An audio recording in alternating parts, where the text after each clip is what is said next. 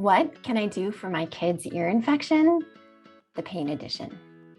Hey, I'm here today to help you with what to do in the middle of the night when your kid, baby, toddler wakes up with painful ear and you're just not sure what to do. Well, I have a bunch of cool kitchen remedies that you can try. And then as usual, if you feel more comfortable, you can always give your child a dose of Tylenol, or you can do these remedies while you're waiting for the Tylenol to kick in. If you remember my last video, I discussed that you can actually look in your child's ear yourself and figure out if it is infected.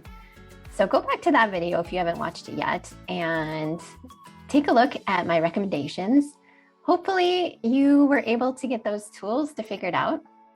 If not, don't worry. There are a couple things that we can still do if you're pretty sure that your child has an ear infection. However, one of these remedies we're not going to be able to use if you haven't looked in there for sure. The first thing I wanted to share with you was the onion ear muff remedy. If you have an onion at home, all you have to do is cut it in half and bake it for 15 minutes.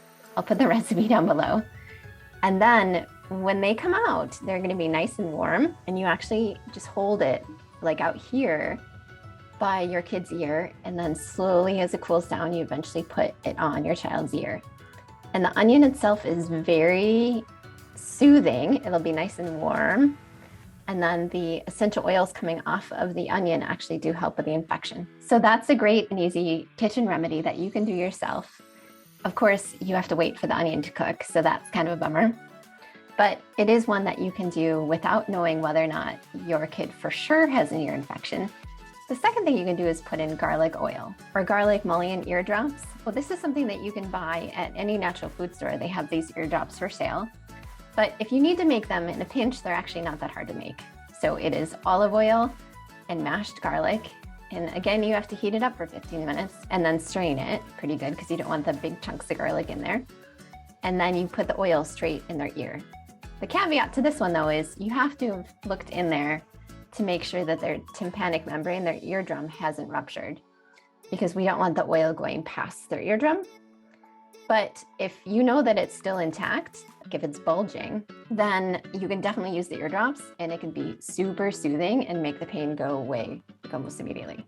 If you happen to have those eardrops around, instill them right away. You put in 5 drops to the infected ear, and it should help. And then do that 3 to 4 times a day, and it can actually help the infection go away. Another thing you can do is the warming sock treatment, which is when you put cold, wet socks on your child's feet, and then you wrap them up real warm. This is a whole other video, but the warming sock treatment, what that does is it helps bring blood flow down to the feet and helps congestion, and it also just helps soothe any kind of inflammation that's happening in the ear.